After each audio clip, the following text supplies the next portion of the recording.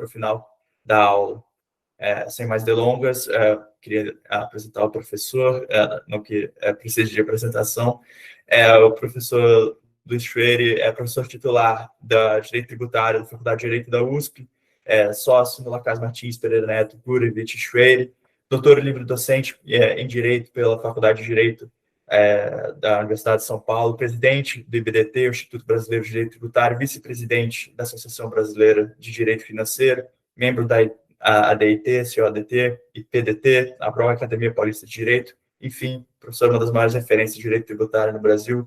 Professor, seja muito bem-vindo e, claro, a palavra é toda sua.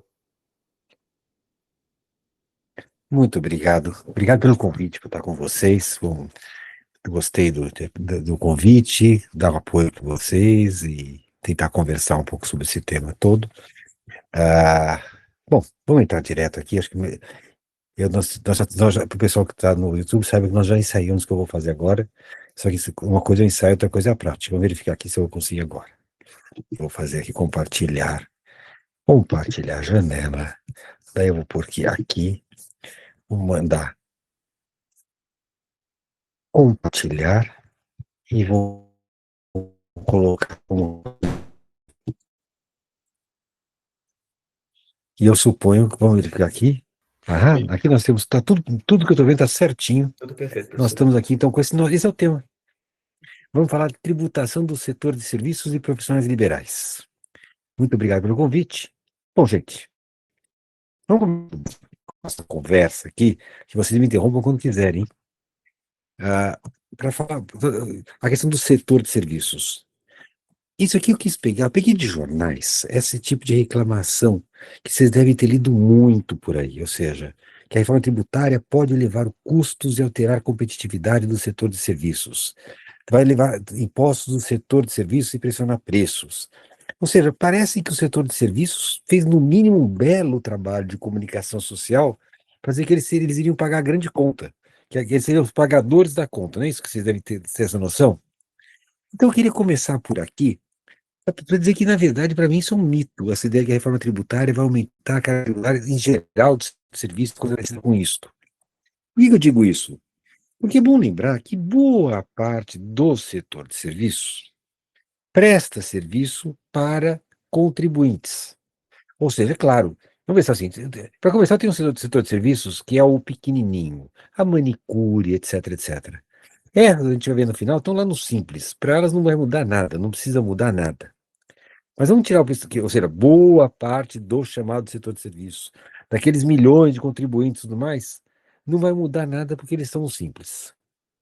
Mas entrando nos outros prestadores de serviço, os que não estão no simples, é bom lembrar que boa parte deles prestam serviços para outros contribuintes. Ou seja, a menos que seja ao consumidor final, esse aumento da carga tributária ainda não passa de um mito. Ou seja, embora juridicamente IBS e CBS tenham como hipótese de incidência o fornecimento de bens e serviços, economicamente a carga tributária sempre é do consumidor final. Eu tenho que olhar o consumidor final, e essa é uma pergunta que eu sempre faço. Se você pensar que é um imposto sobre consumo, por que razão o consumidor que gasta sua renda com o serviço, com o hotel, por exemplo, deve pagar menos imposto que o consumidor que gasta sua renda com o liquidificador? Porque essa é a pergunta. Não é o setor de serviço, é o consumidor do setor de serviço que vai passar a pagar o mesmo imposto que o consumidor do setor industrial. E eu não tenho muita convicção de que existe alguma explicação por que o tratamento deveria ser diverso. Mas entrando aqui no mérito específico do aumento da carga tributária, eu fiz essa brincadeirinha aqui, em que eu tenho um advogado tributarista, você, que vai pagar agora o absurdo de IBS e CBS. Eu trabalho com 10%, a gente sabe que a alíquota não é 10%, é 28%, a gente não sabe exatamente, mas vai ter algum número aqui que é mais fácil de fazer a conta. Então faz de conta que a alíquota seja 10%. Como a gente sabe, vai ver hoje, nós já temos 1%. Então, se todo mundo paga 10, nós pagamos 7. Você está olhando a linha? Você está enxergando. Deixa eu pôr aqui um marcador, acho que deve funcionar aqui. Como é que eu faço aqui? Apontadora laser. Pronto, você está vendo que eu estou pagando aqui 7, só que esses 7 que eu pago viram crédito para o meu cliente, essa empresa. O consumidor final está pagando para a empresa no produto final. Se pagou 200 aqui, é 20 de imposto. A única pessoa que assume encargo é essa consumidora final. E vejo encargo de 20. E daí o que acontece? Como eu paguei 7 aqui, os 7 viraram crédito, o meu cliente, que é esta empresa, toma crédito do imposto que eu paguei. Portanto, embora ele deva 20, embora essa consumidora pague 20 para ele só recolhe aos cofres públicos 13, porque 7 já foram recolhidos. Em outras palavras, aquele imposto que o prestador de serviços pagou nada mais foi que uma antecipação do imposto que essa empresa iria pagar em seguida. Então, não se pode falar claramente em aumento da carga tributária. O que houve foi uma antecipação. Todo o imposto que você paga é crédito para o seu cliente empresa. E esse cliente vai deixar de pagar o imposto dele, esses 20, porque os 7 já foram pagos. Essa é a sistemática da não colatividade. Veja, a, se eu, diferente da situação em que eu presto diretamente o serviço para o consumidor final. Aqui sim eu posso falar que esse consumidor vai ter que arcar com o meu imposto, porque afinal de contas ele não repassa para outra pessoa. Então, por exemplo, se eu sou advogado de família. Advogado de família, sim. Aí eu vou dizer, o cliente do advogado de família vai pagar mais imposto, porque aí é consumidor final mesmo, é o cliente. Então, eu sempre recomendo para os jovens, não vale a pena se divorciar. Divorciar é caro. Agora você descobre que é mais caro que você pagar imposto quando você vai contratar um advogado para fazer um divórcio. Portanto, continue bem com o seu marido, com a sua mulher, continue se mantendo bem e sai muito mais barato e não recolhe esse imposto. Brincadeirinhas à parte. É para dizer então o seguinte: só se pode falar em aumento de carga tributária quando eu pensar no consumidor final, que vai passar a pagar 7 quando antes pagava menos, porque antes o ISS era menor. Mas isso é só na relação com o consumidor final. Boa parte dos prestadores de serviço não presta serviço para o consumidor final, presta serviço para outras empresas. E nesse caso, como eu mostrei, o que existe é uma mera antecipação. Dado esse primeiro recado, e, portanto, desmentir essa ideia que todo setor de serviço paga muito a mais, vamos para o lado positivo. O lado positivo que nós vamos ter agora é que o prestador de serviços também vai ter uma não cumulatividade ampla. O IBS e a CBS têm essa ideia da não cumulatividade, compensando-se o imposto devido pelo contribuinte com o montante cobrado em todas as operações e que seja adquirente, com pouquíssimas exceções. E o contribuinte sujeito ao regime regular poderá aproveitar-se de crédito do IBS-CBS de qualquer operação, excluídas as de uso e consumo. Então, esta é a grande novidade do IBS da CBS, essa não quantidade plena. Então, só para comparar, no sistema antigo, no ISS, eu tinha o que a gente chama de resíduo. Ou seja, veja o que acontecia aqui. Ó. Olha essa consumidora, nessa sistemática antiga, na sistemática que eu tinha ICMS, ISS, etc. Veja que, veja o que acontecia aqui. Ó. Eu tenho essa empresa aqui, que é uma empresa que presta serviço para essa consumidora. Vamos admitir que a alíquota do ISS fosse 10%, a consumidora fala, puxa, eu estou pagando 30. Então, dos 300 que eu gastei, 30 foram para o Estado. Estou enxergando isso? Estão me enxergando, gente? Está claro aqui, né? Ou seja, Perfeito. eu, consumidora, paguei 300, eu acredito que foi 30 para o Estado. O que eu não sei é que, na verdade, o Estado recebeu muito mais. Porque, apesar de ter essa empresa, essa empresa contratou uma assessoria de TI antes e pagou R$ 200. E o Estado recebeu 20, o município, né, no caso. E essa empresa de assessoria, por sua vez, tinha contratado uma empresa de limpeza que tinha cobrado 100 e que tinha pago 10 para o município. Em outras palavras, o que vocês estão enxergando aqui é que, embora essa consumidora só enxergue que pagou esses 30, na verdade, o município recebeu 60 de imposto. Dos 300 que foram pagos aqui, 60 foram impostos, 30 aqui, 20 aqui e 10 aqui. é o que a gente chama de efeito cumulativo. Então, vão sobrando resíduos das etapas anteriores. Isto vai mudar muito agora o IBS com a CBS. Porque, veja, essa empresa de limpeza que recolhe o ISS, recolhe o IBS agora, ela recolhe, mas como ela presta serviço para outra pessoa jurídica, aquilo que ela recolhe é crédito para essa.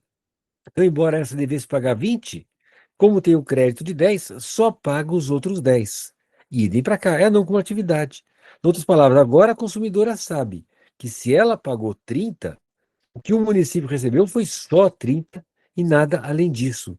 Então percebam, essa é uma grande mudança que a gente está tendo agora, porque agora essa consumidora sabe quanto do valor que ela comprou, quanto vai para o poder público. No caso, R$ 30, só os R$ 30. Então, nós estamos tendo uma mudança de sistema mesmo. Então, vamos repetir. O prestador de serviços, antes, ele tinha um efeito cumulativo, que agora desaparece. Então, na não conectividade plena de IBS-CBS, garante o creditamento integral pelos insumos adquiridos pelo prestador de serviços, bem como o creditamento do adquirente dos serviços. A tributação dos serviços deixa de onerar a cadeia produtiva, como ocorre com o ISS, e passa a incidir apenas sobre o valor agregado. O que eu chamo a atenção aqui também para a gente enxergar? No sistema atual, eu tenho uma outra questão de cumulatividade aqui. Olha como é que funciona aqui a questão. Eu tinha uma empresa de limpeza que pagou 10 e o município recebeu 10. Aqui, o prestador de serviços de saúde, ele tem 8 de débito. No sistema atual, não, no novo, do sistema que vai entrar agora. Ele toma crédito dos 10 pagos. E ele fica com menos 2, ele recebe de volta o imposto que foi pago a mais da etapa anterior. De tal modo que, na etapa seguinte, quando tiver 30, 8 de crédito, 22. Vejam, esse sistema aqui é interessante, porque o que aconteceu com o prestador de serviços?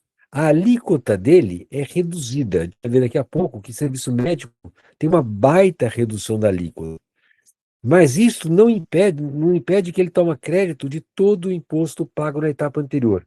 Então, isso está assegurando para ele, a gente vai ver depois um efeito disso, está assegurando para ele que ele vai ter uma restituição do imposto que esse aqui pagou, que é maior do que o que esse aqui deveria.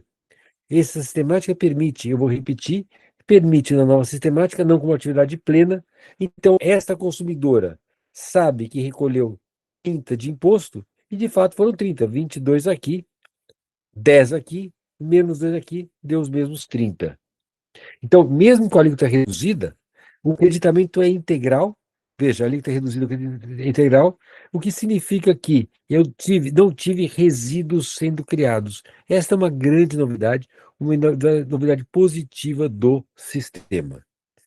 Essa redução dos 60% aparece com alguns serviços, como educação, saúde, transporte público, produções artísticas, bens relacionados à soberania e segurança nacional. Segurança nacional. Vamos olhar isso com detalhe, mas eu quero chamar a atenção num ponto. Me perguntaram, professor, saiu uma lista com os serviços de educação, mas alguns não estavam. Eu posso entrar com mandado de segurança, porque afinal de contas eu estou no serviço de educação e não estou na lista? Na minha leitura, tem uma questão que você tem que enxergar aqui.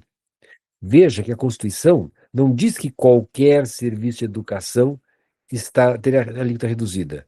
Ela diz que a lei complementar vai definir quais entre os serviços de educação terão a alíquota reduzida. Então, gente, essa é uma notícia agora mais técnica. Pela leitura do texto da Constituição, nem todo o serviço de educação ou de saúde tem a alíquota reduzida. É decisão discricionária do legislador escolher quais serão e quais não serão. Isso não é óbvio, isso eu não vi ninguém falar. Mas estou chamando a atenção, estou convidando-os a ler o texto para enxergar que, entre os serviços de educação, a lei complementar vai escolher quais têm a alíquota reduzida. Dentre os serviços de saúde, quais terão. Então, não acerta quem diz que qualquer serviço de saúde tem alíquota reduzida. Não.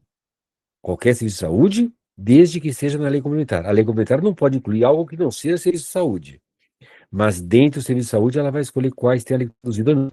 É este o texto, essa discricionariedade da lei.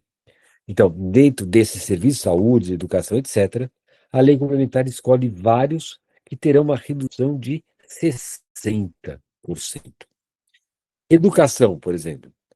Então, quando eu vou para a lei complementar, na educação, confirmando 60%, ele fala o seguinte: olha, eu tenho um anexo 2, a gente vai ver daqui a pouco quais são esses serviços, e depois somente sobre os valores devidos pela contraprestação dos serviços. Então, se o estabelecimento tiver outras operações, não tem a redução. Já vamos olhar isso tudo agora para explorar um pouquinho esse dispositivo.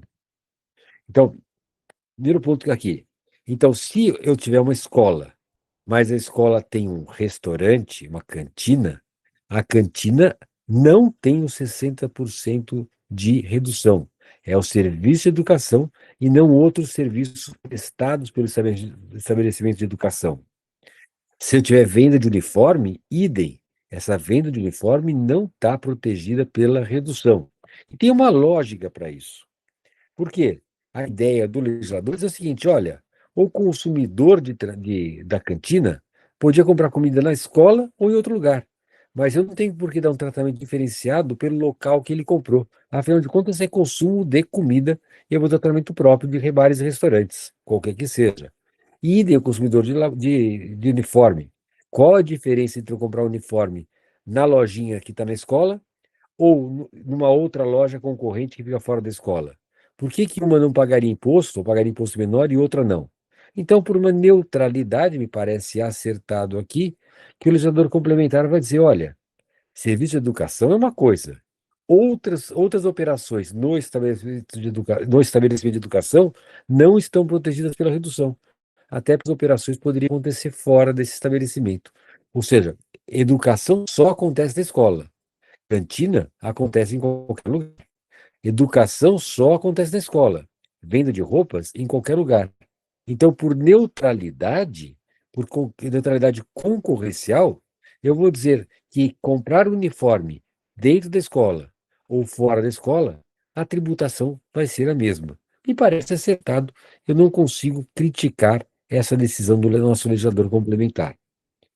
Mas agora, quando eu vou olhar a lista dos serviços de educação, e ela é uma lista aqui taxativa, eis aqui quem são as atividades, eu vejo que eu vejo educação infantil, fundamental, médio, técnico, tem aqui uma relaçãozinha. O que eu chamo a atenção?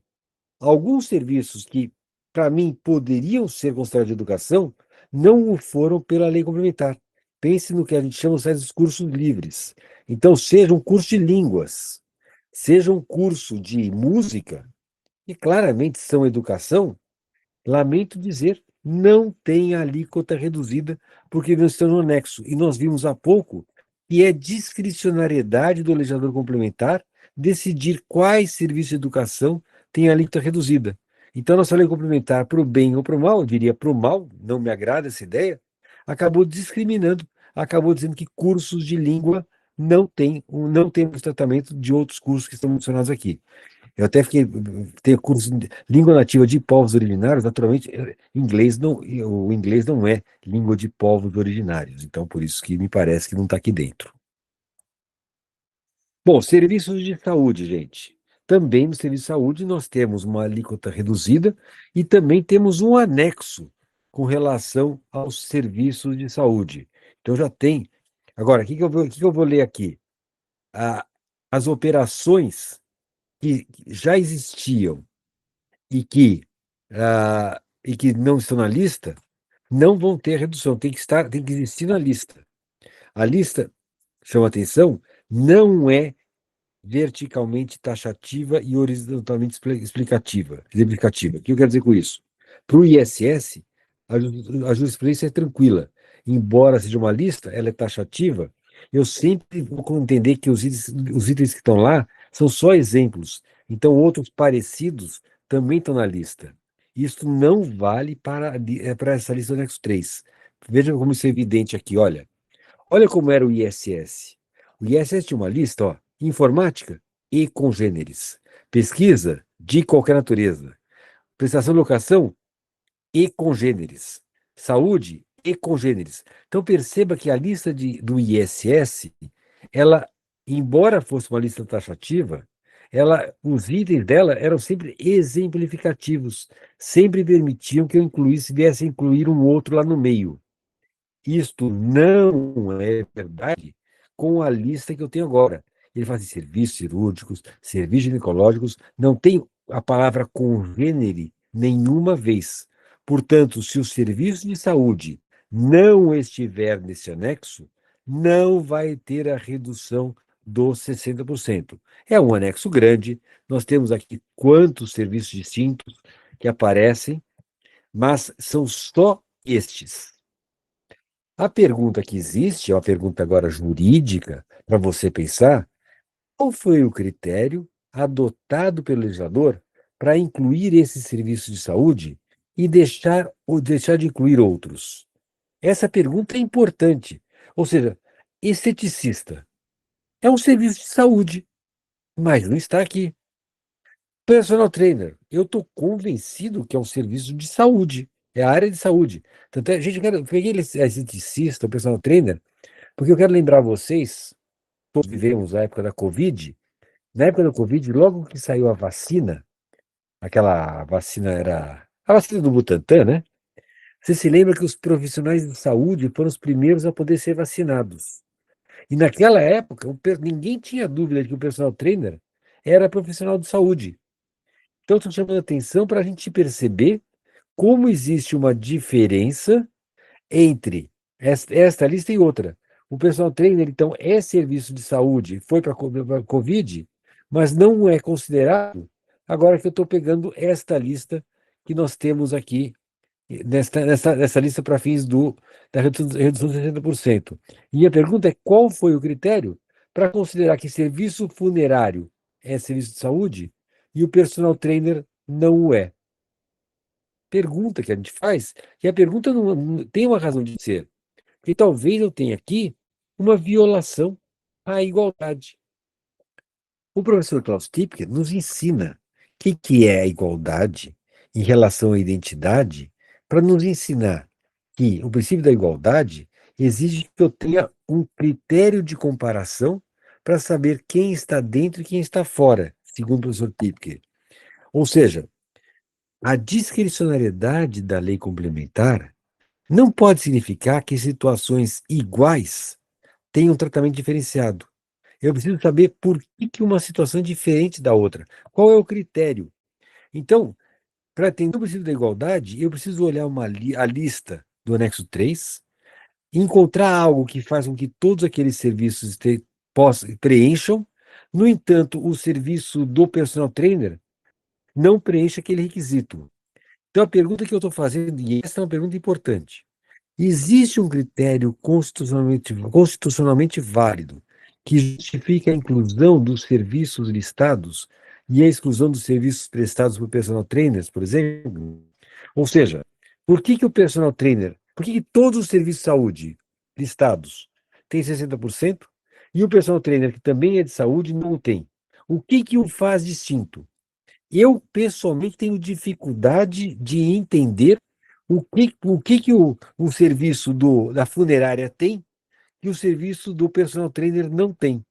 Por que a funerária pode ter 60% e o personal trainer não tem? Isto, digo para vocês, me cheira a arbítrio. E se for arbítrio, eu tenho uma violação à igualdade, algo que a gente vai ter que ocupar os tribunais no momento certo.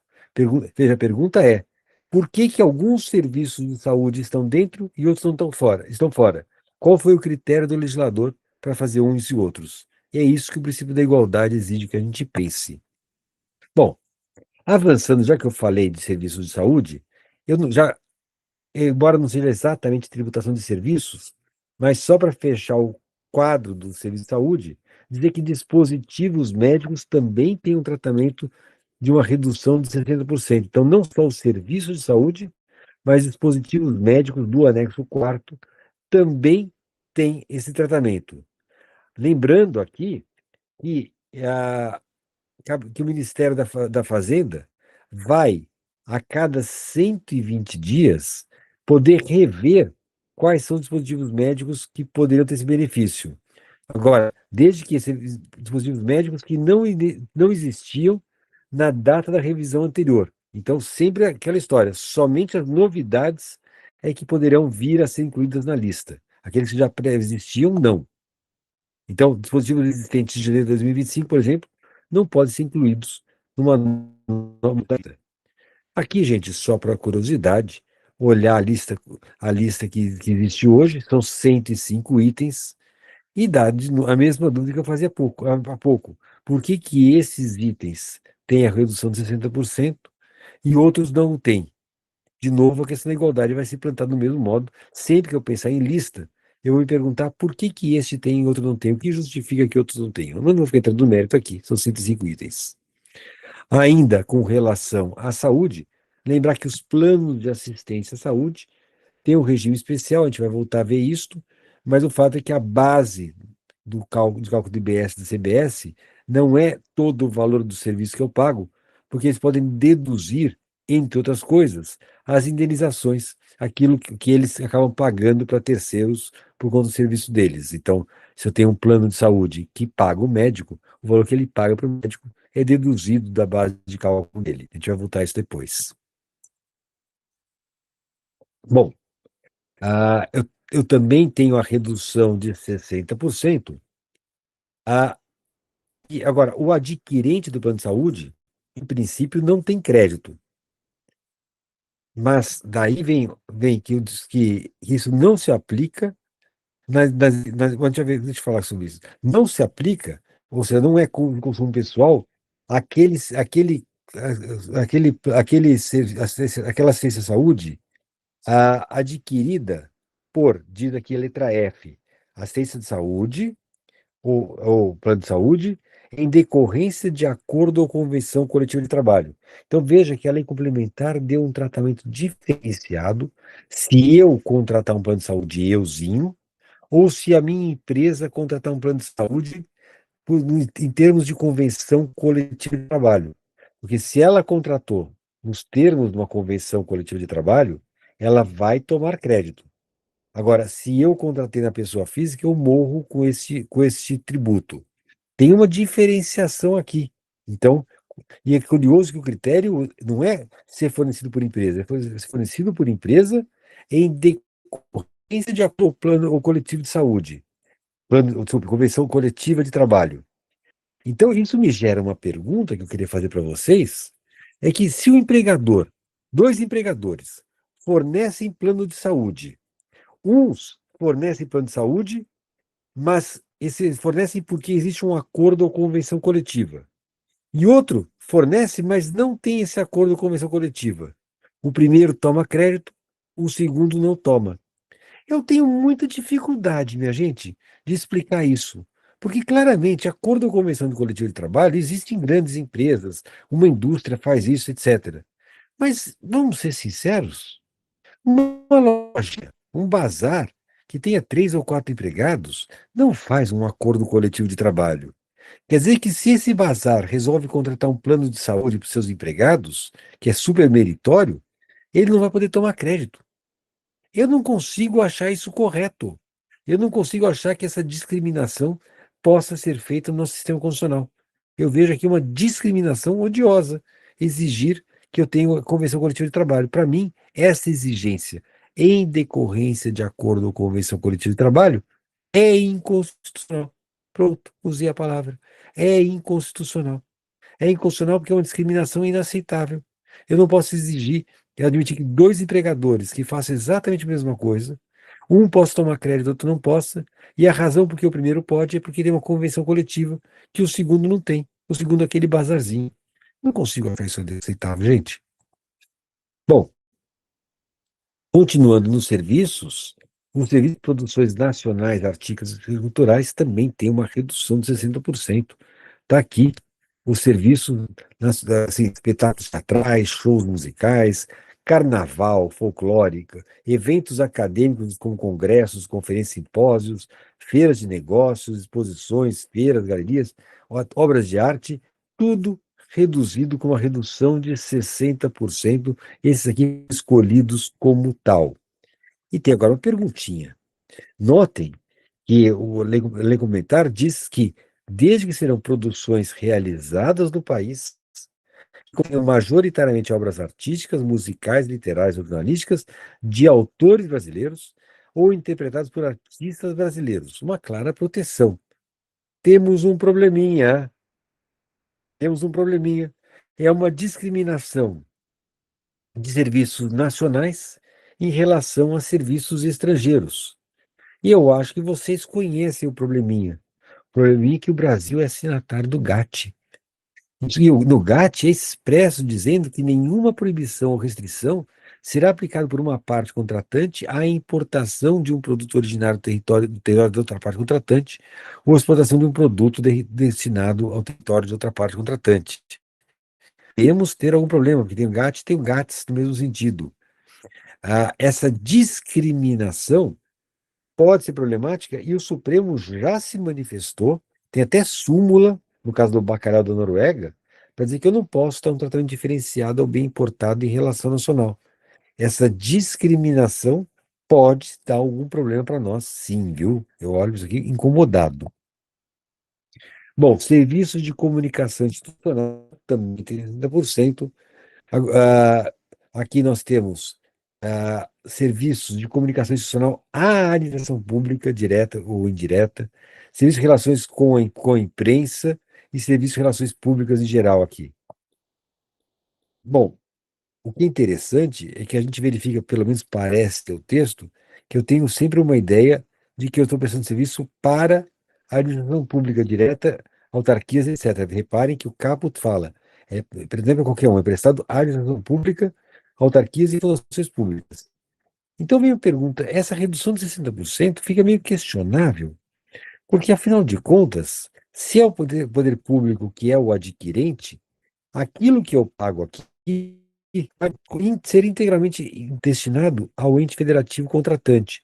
Ou seja, gente, essa redução de alíquota acaba sendo insossa, porque aquilo que eu vou deixar de pagar, se eu pagasse mais, iria mais para o próprio contratante. O contratante recebe de volta o imposto. Então, eu tenho muita dificuldade de entender por que desse tratamento. Ou seja, qual a vantagem de ter essa redução de 60% neste caso? Me parece desnecessária, porque, como eu disse, o adquirente vai tomar o crédito, como a gente acabou de verificar. Então, não sou capaz de dizer por que fizeram isso. Acabei de falar isso. Outro detalhe aqui, existe uma segunda hipótese de redução para serviços prestados para empresas que tenham sócio brasileiro, agora não é mais Estado, é um sócio brasileiro com o mínimo de 20% do capital social. Então, se eu prestar esses serviços da soberania e segurança nacional para uma empresa que tenha sócio brasileiro com o mínimo de 20%, eu tenho redução. Então, em outras palavras, eu condiciono a redução a que o meu cliente tenha no mínimo 20% de capital nacional. E eu pergunto, é válida essa discriminação? Me parece que não.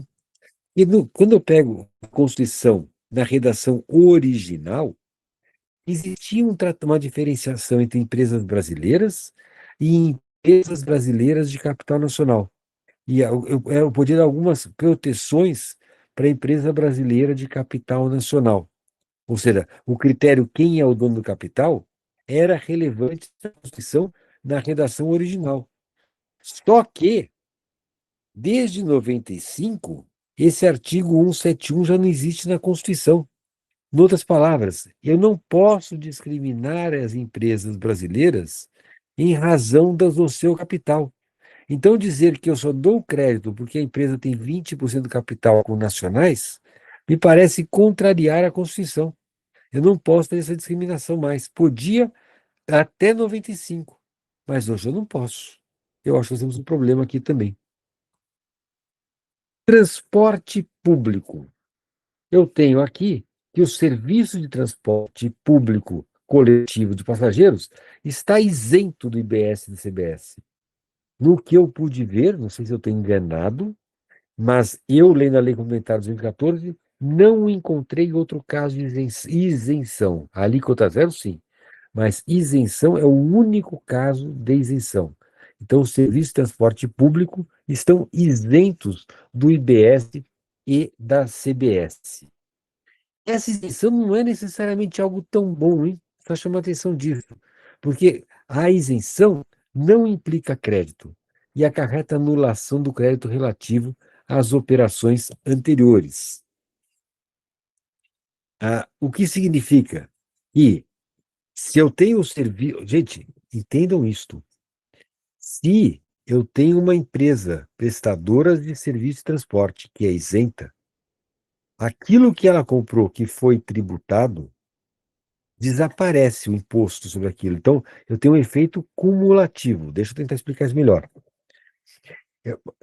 Gasolina vira transporte, transporte para uma empresa qualquer. A gasolina pagou imposto. Como o transporte está isento, aquele imposto está perdido, não dá crédito nenhum. Daí o adquirente do transporte, a empresa que contratou o transporte, não vai tomar crédito nenhum, porque a operação anterior foi isenta. Então, note, eu acabo tendo um efeito cumulativo, porque na cadeia eu tive uma operação lá atrás, a gasolina, que já foi tributada e que eu não vou ter crédito na operação final. Desapareceu. A isenção no meio da cadeia produtiva, a isenção no meio da cadeia produtiva, que é o caso aqui, acaba gerando um efeito cumulativo. Vou tentar, eu quero insistir com esse ponto. Então, eu gero um efeito cumulativo nessa isenção. Vocês conseguiram entender por quê? André, Sim, professor. me conta. Assim, tá?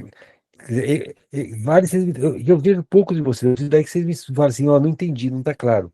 Se eu tenho uma isenção no meio da cadeia, eu tive uma tributação antes, que foi a gasolina, esse imposto desaparece porque eu tive uma isenção no meio. Então, essa isenção das empresas de ônibus não é necessariamente bom sinal. Se a empresa de ônibus presta serviço para uma empresa qualquer, transporte dos funcionários, eu vou ter um problema que eu fiquei com o imposto jogado lá fora que eu não tomo crédito. Aí, nesse caso, seria a anulação do crédito ou o acúmulo também? Eu posso pensar nesse sentido do posto de gasolina? O posto de gasolina pagou imposto, certo? Perfeito. O posto de gasolina pagou. A empresa adquirente, qualquer empresa que adquira gasolina toma crédito para a operação seguinte. Mas se essa empresa for de transporte de passageiros, não toma crédito. Então, o posto pagou imposto, a empresa de transporte não toma crédito porque ela está isenta.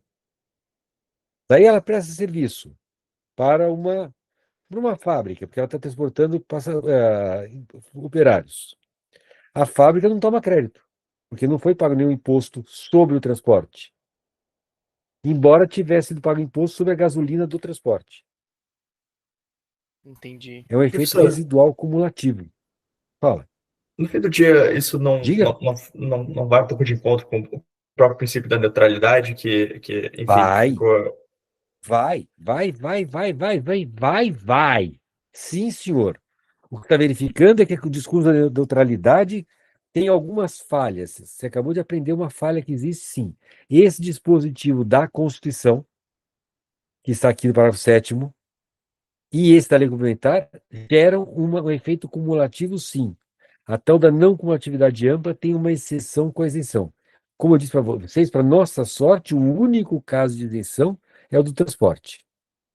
Porque se fosse a alíquota zero, não daria problema, porque eu teria o crédito.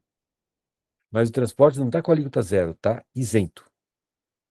Então aqui eu tenho uma má notícia que aconteceu aqui no meio.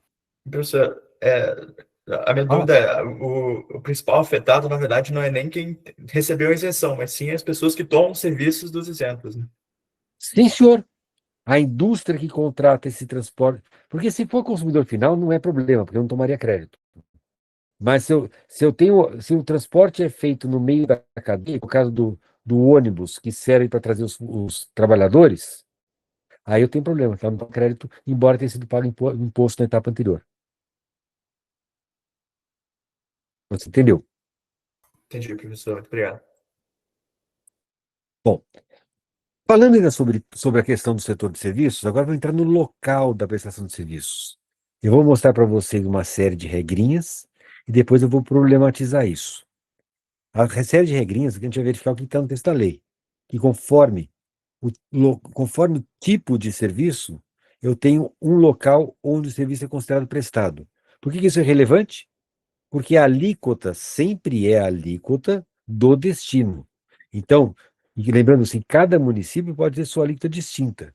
Então, saber onde foi o serviço prestado é saber qual é a alíquota que eu vou aplicar. E olhando aqui, olha, quando eu pego para bem imóvel ou bem imóvel e material, etc. Bom, agora vamos lá. Para serviço, porque não interessa serviço. Serviço prestado fisicamente sobre o bem imóvel e serviço de administração e intermediação de bem imóvel, o serviço é prestado no local onde o imóvel estiver situado. Então, quando tiver o serviço prestado fisicamente sobre o imóvel, e essa, mas eu não tenho dúvida do que é fisicamente, mas o serviço é prestado fisicamente sobre o imóvel, é o local onde o imóvel estiver situado. Depois eu vou problematizar um pouquinho disto. Serviço prestado fisicamente sobre uma pessoa física, ou fruído presencialmente por uma pessoa física, o local onde o serviço for prestado. Então, a alíquota. Gente, eu quero insistir, essa pergunta é relevante para saber qual é a alíquota, porque a alíquota é sempre do local do destino. Então, aqui eu estou sabendo onde se considera destino. O local da prestação de serviço aqui que vai ser relevante se eu tiver fisicamente sobre a pessoa física. Não preciso ter, você começa a ficar pensando aqui o que é fisicamente, né? Ou seja, um serviço, por exemplo, uma injeção é fisicamente. Mas será que uma consulta psiquiátrica também é fisicamente? Não ria, porque essa pergunta vai ter que surgir. O que é fisicamente? Aplicar uma injeção eu consegui enxergar fisicamente. Um psiquiatra é fisicamente?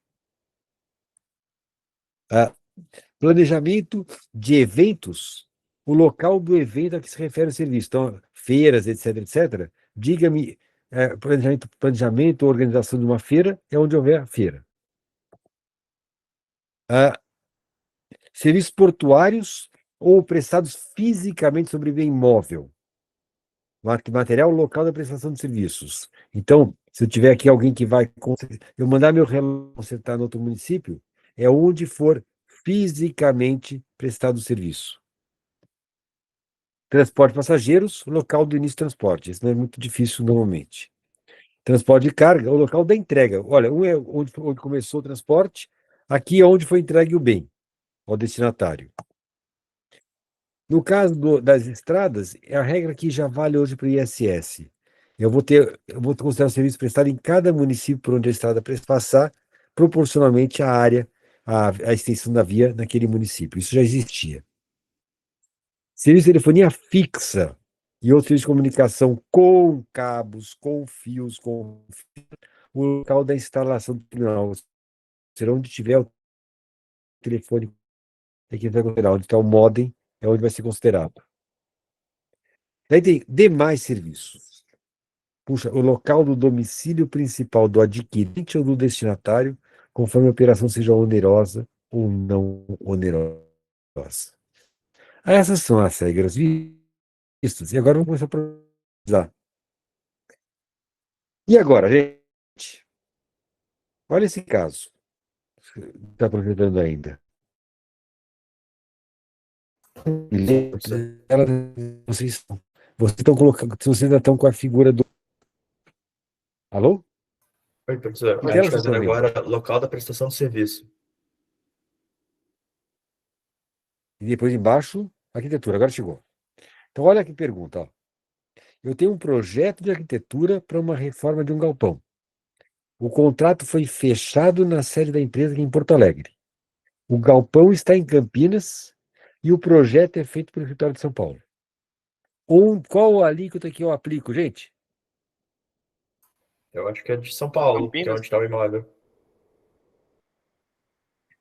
Não, São Paulo não tem imóvel. São Paulo é onde foi feito o projeto. Campinas. Então, Galpão. Campinas está imóvel. Vamos ver?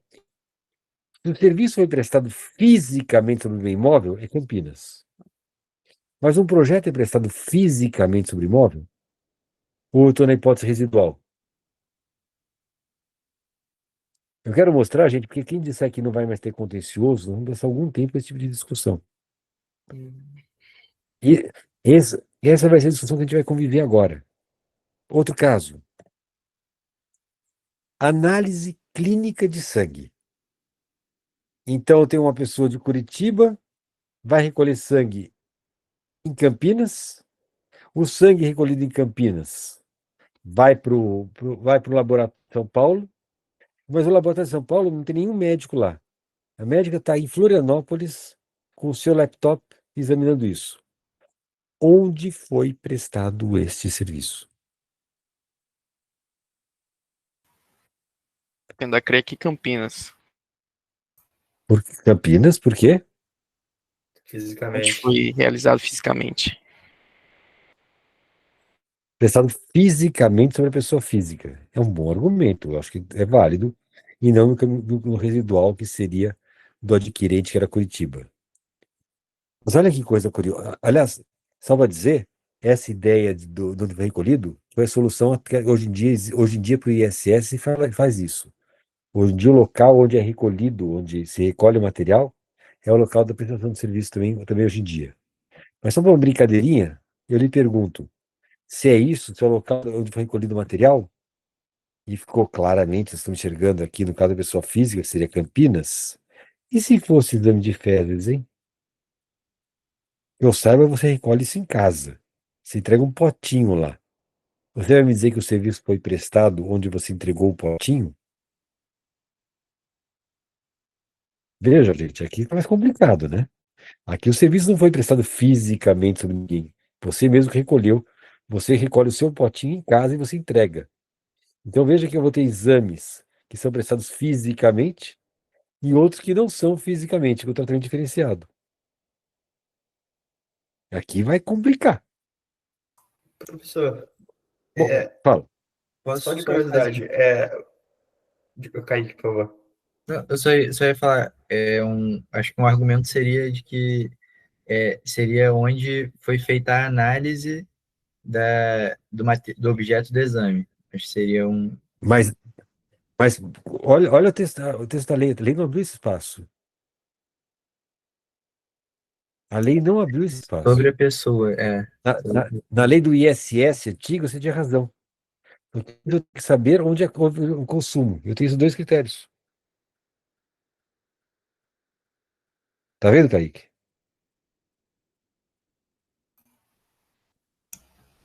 É verdade, é verdade. Só para vocês enxergarem como a coisa vai complicando. Quer dizer, eu vou ter que examinar em cada serviço se foi fisicamente sobre ou não. Bom, Professor, fala. apenas completando a pergunta do Kaique, eu tenho dificuldade de entender por que o legislador não pensou em justamente criar critérios de competência para, por exemplo, verificar, principalmente esses serviços são prestados em múltiplos lugares. Estou pensando também, por exemplo, no serviço de advocacia que a gente faz aqui. Tem advogado em São Paulo, Rio de Janeiro, Brasília. Onde é que está sendo prestado isso? Porque tem que ser, porque é a questão do princípio do destino. A regra é o destino, não é onde é prestado, é o destino. Então, ele tem que sempre prestigiar o destino, porque essa é uma grande mudança da reforma tributária, da guerra tributária, guerra fiscal. Bom, entrando nos liberais agora. Para nós, os liberais, os médicos, etc., etc., tem uma redução não de 60, serviço de saúde é 60, mas os demais liberais, 30% de redução de alíquota de IBS e CBS. Aqui está uma lista de quais seriam administradores, bibliotecários, advogados, biólogos, economista doméstico, museólogo, químico, engenheiro. Todo esse povo vai ter uma redução de 30%. A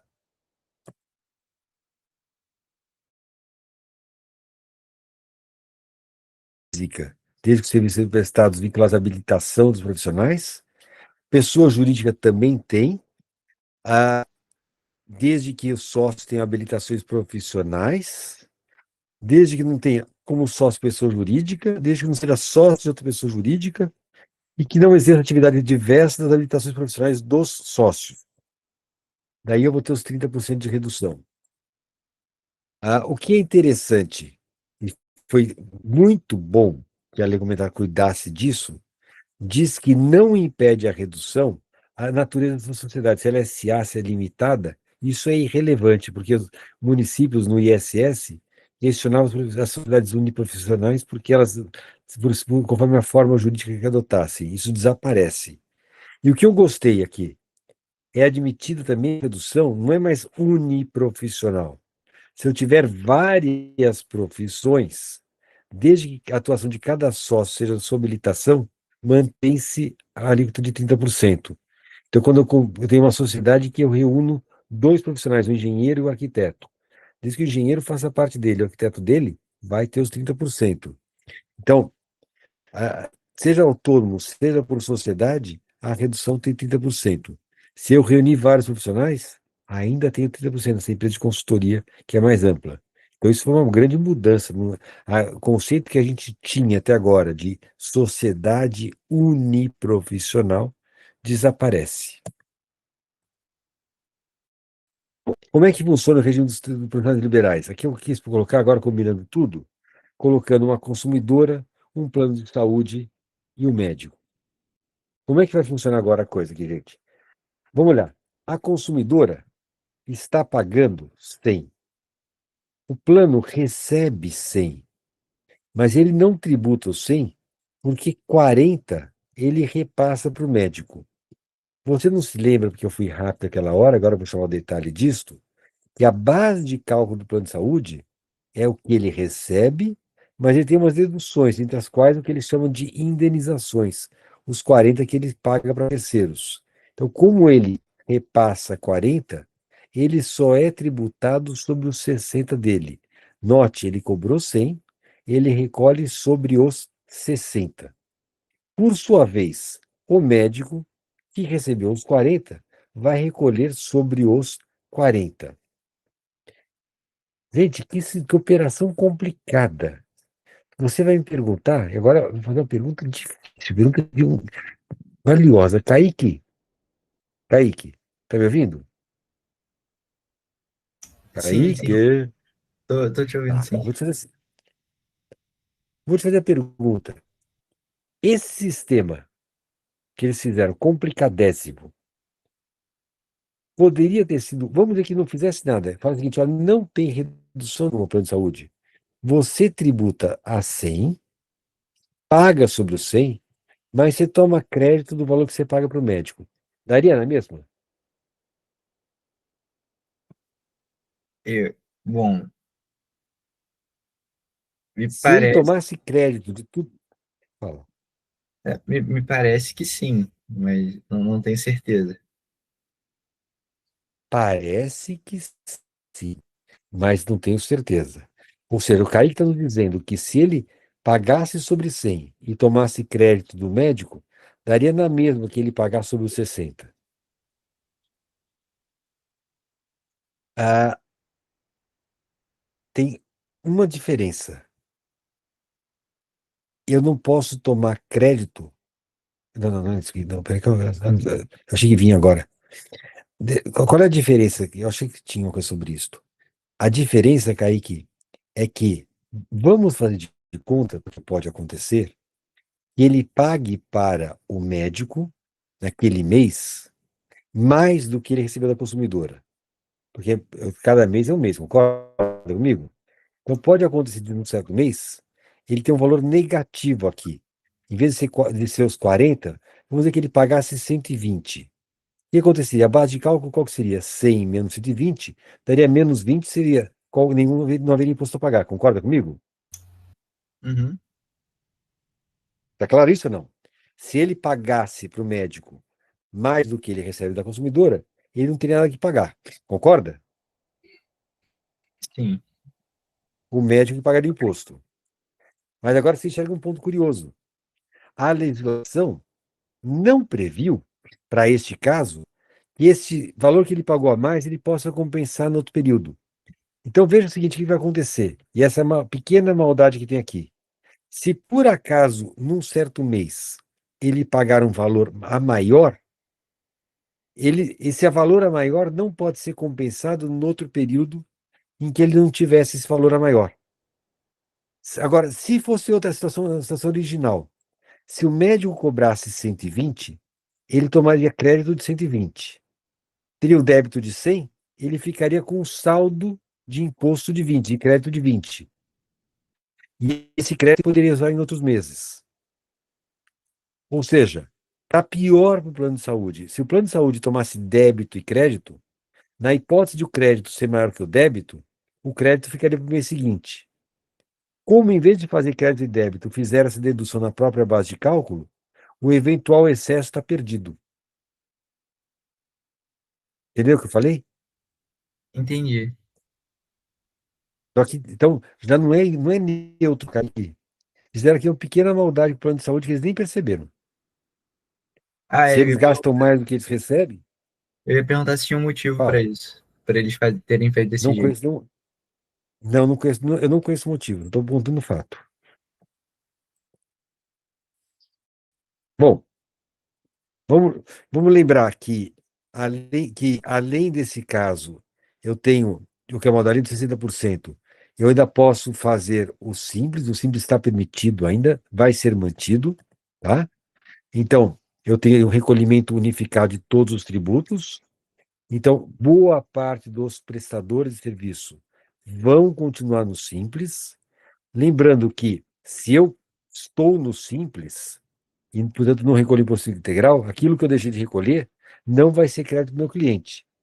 Ou seja, meu cliente vai ficar triste comigo porque ele tem menos crédito do que ele teria se eu não estivesse no simples.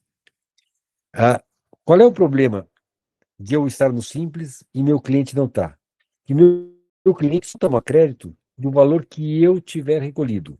Ele toma crédito do valor que eu recolhi. Se eu estou no simples, eu recolhi menos, ele toma crédito menor. Qual é o problema, gente? De novo, é que eu recolho pouco. Só que eu não estou sozinho no mundo. Eu tenho os meus fornecedores. Eu pago, por exemplo, o aluguel do meu imóvel. Eu pago a conta de energia elétrica. Eu tenho um monte de gastos meus. No aluguel, teve IBS. Como eu estou no simples, eu não tomo crédito do IBS que foi pago anteriormente. O meu cliente, por sua vez, vai tomar o crédito só do imposto que eu paguei. Significa que aquele imposto que estava na etapa anterior vai dar de novo um efeito residual. Aqui, ou seja, eu tenho um problema parecido com aquele da isenção. Este camarada aqui recolhe pouco. Esse aqui toma crédito de pouco. E o imposto que foi recolhido antes desse camarada, do aluguel do imóvel, da energia elétrica, etc., etc., todo esse imposto foi perdido porque esse aqui não toma crédito. Então fica uma situação curiosa, porque quando eu contrato alguém com simples, vem um resíduo de carga tributária que eu não posso aproveitar. Gente, o que eu tinha para vocês, para discutir, para apresentar, era assim que eu pensei esta aula. Eu queria agora me colocar à disposição de vocês para, se quiserem conversar sobre algum ponto, perguntar alguma coisa. Professor, muito obrigado pela aula, foi extremamente expositiva. Eu já estou vendo até aqui nos comentários o pessoal elogiando bastante a aula, falando como foi a aula mais clara que teve sobre o assunto. Avisando o pessoal que a gente também já deve estar começando agora a circular a lista de presenças aí pelo YouTube. E, professor, passando um pouco as perguntas que foram feitas, e algumas nossas aqui também, eu pessoalmente tenho uma dúvida, trazendo mais para o meu lado de atuação, que é imposto de renda. Eu estudei muito tempo também a tributação de serviços personalíssimos, e eu tenho algumas dúvidas sobre se a reforma tributária, em alguma medida, meio que reiterou ou apenas nem acabou não entrando nessa discussão sobre a tributação de serviços personalíssimos feitas por pessoas jurídicas, né? Aqueles casos são direito de margem atleta e a minha área que eu estava estudando também na parte de honorários de árbitro. Não teve nenhuma mudança nesta parte não foi tocada, simplesmente, não é relevante. Ou seja, se eu presto serviço por pessoa física ou por pessoa jurídica, do ponto de vista de IBS e CBS, é idêntico. Ou seja, não tem. Porque no imposto de renda você tem razão, a pessoa jurídica tem um lucro presumido, uma tributação muito mais baixa. Mas no caso é irrelevante. Vocês estão me ouvindo? Eu congelei aqui, hein? A gente está te ouvindo perfeitamente, professor. Perfeitamente, Tá professor. bom. Então, é porque tá bom. Então, não faz diferença, porque pessoa física ou pessoa jurídica são contribuintes do mesmo modo. Então, isso não vai ser aí diferença. Professor, outra dúvida que surgiu aqui foi quando o professor estava comentando sobre aqueles serviços que estavam abarcados ou não pela definição de serviço de saúde, serviço de educação. Eu achei muito curioso também Sim. que não teve aquela inclusão de, por exemplo, curso de línguas, né, que hoje em dia muitas vezes é requisito em muitos lugares, principalmente no mercado. E então a minha dúvida é, nesse caso, o que o prestador desse serviço ele, enfim, indica numa nota fiscal que não é um serviço de educação, é só um serviço geral e por isso ele não está sujeito a um Serviço de regime língua, específico? curso livre. Chama-se cursos livres. É assim, o curso de língua, o curso do balé, o curso de música, o que for, é curso livre. Então, lamentavelmente, eu acho que é lamentável a decisão nossa de complementar, ele colocou alguns cursos no outro. Você vê que os cursos primeiro grau, segundo grau, técnico, etc, etc, são cursos que são controlados pelo Ministério da Educação. Não é um curso livre. Língua é um curso importantíssimo, mas o Ministério da Educação não controla. Você não precisa de licença do Ministério da Educação para fazer um curso de inglês. Você precisa para fazer o primeiro grau, o segundo grau. Ele deu uma diferenciação aqui. André Felipe, fala. Professor, obrigado pela excelente aula. Durante algumas exposições, me surgiu uma dúvida em relação ao possível surgimento de algumas empresas, como, por exemplo, a pessoa física poder criar uma MEI. Seria uma resposta para receber principalmente valores, né? Tem aquele limite, 86 mil anual, só que assim ela seria Ah, possibilitada de tomar crédito. Por exemplo, tem uma pessoa que presta algum serviço de limpeza, ela constitui uma MEI, registra, torna-se regular e ela pode prestar um serviço, por exemplo, um hospital. Há essa possibilidade ah, ou é só uma ponderação meio ah, vagada? na verdade, mais do que isso, André, a empresa do Simples pode optar por continuar no Simples e tudo menos no IBS CBS para tomar crédito e débito. Então, a empresa do Simples vai tomar uma decisão, e claro, orientado por um cara como o André vai orientar essa empresa.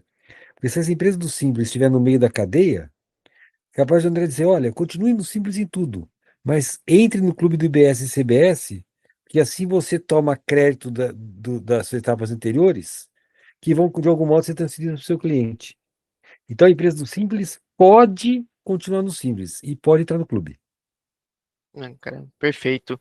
Outra dúvida, antes do Guilherme perguntar outra, pensando mais no lado do escritório, algumas coisas que vão precisar principalmente serem alternadas. Por exemplo, o cliente geralmente ele pede para o escritório adiantar uma guia de pagamento, alguma custa judicial, eventualmente Tá, alguma outra coisa. Como que funcionaria essa nova sistemática beleza. com a introdução da LC? E este é o problema menor. Esse é o problema menor porque isso não é prestação de serviço, você não vai ser tributado por esse valor que você adiantou, coisa parecida, porque não é remuneração sua. O valor que ele vai te pagar é só um reembolso. Este é o problema menor. Tem um outro problema, André, que eu achei que você ia mencionar, que é bem grave, vai nos atingir. Que não é nosso tópico, por isso eu não entrei nisso. Mas olha que maldade, André. Se o seu cliente só pode tomar crédito se o imposto foi pago por você, tá bom? Foi pago. Então, o Perfeito. que acontece? Você presta serviço para o seu cliente. A hipótese número um, você prestou serviço, você tinha saldo credor. Então, logo que você prestou serviço, não houve nenhum pagamento, o seu cliente já vai ter um crédito imediato, porque o próprio sistema já vai reconhecer o débito e crédito seu, reconhece que você tinha crédito suficiente, não há nada a recolher. Como você não tem o que recolher, ele toma crédito. Segunda hipótese que não me incomoda. Você prestou serviço, o seu cliente paga, o valor vai para o banco faz o chamado split payment, o imposto vai para o fisco e seu cliente toma crédito. Não tem problema. Terceira hipótese, e agora você vai ficar triste comigo, André. Você presta serviço, mas o seu cliente é uma empresa grande. A empresa que chega para você e fala assim, eu te pago daqui a 90 dias, ou daqui a 120 dias. É bem comum na advocacia. Olha o que vai acontecer. Você presta o serviço. Daí, fechado o mês, você recolhe o imposto, você recolhe o imposto. Como você recolheu, o seu cliente já toma o crédito e ele só vai desembolsar o preço daqui a 90 dias. Quando ele desembolsar, não vai ter split payment porque o imposto já foi recolhido. Daí você vai ser reembolsado. Em outras palavras, você vai financiar o seu cliente. Você recolhe o tributo sem ter recebido um tostão. O seu cliente toma o crédito imediatamente. Caramba. Caramba. Isto é uma maldade que estão fazendo. Isso é uma maldade. Porque como é que funcionava hoje PIS e COFINS? PIS e COFINS, você só recolhia quando você recebia, era regime de caixa. Perfeito. IBS, a CBS é competência. Então, fechado o mês, você é obrigado a recolher, recebendo ou não recebendo. E o seu cliente toma crédito. E ele vai pagar com parte do débito com crédito, né? Pensando por essa lógica também, porque ele já vai ter sido Isso. creditado. Ele vai tocar a vida dele. Se você tiver a sorte de ser reembolsado daqui a 90 dias, ótimo. E se ele não te pagar, ele já tomou o crédito que você entregou o dinheiro, você prestou o serviço, entregou o dinheiro, ele tomou o crédito e de repente ele é inadimplente e você se deu mal 2 vezes. Caramba. Entendi. Sinto muito, André. Um Eu sou só problema, mensageiro, tá? mais um problema a se pensar. É uma pena. Esse foi um erro enorme. Porque o que o legislador devia ter feito? Regime de caixa, como era PIS e COFINS. Ou seja, o tributo só é devido quando você recebe. Verdade.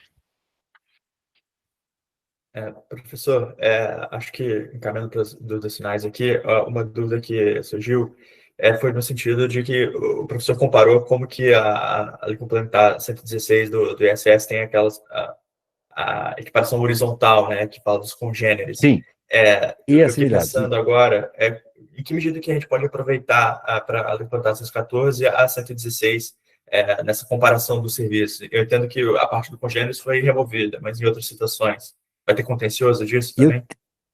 Eu tenho dificuldade de enxergar. Porque é uma outra lei, outro regime. O contencioso que vai ter é esse da igualdade. O que justifica que alguns serviços de saúde estejam dentro, outros estejam fora, alguns serviços de educação estejam dentro, outros estejam fora? Essa vai ser a pergunta. E se a gente se a nossa corte for decente, eu pus um C aqui, não quero falar mais que isso, mas no raciocínio correto, isso teria que ser inventado a partir da igualdade.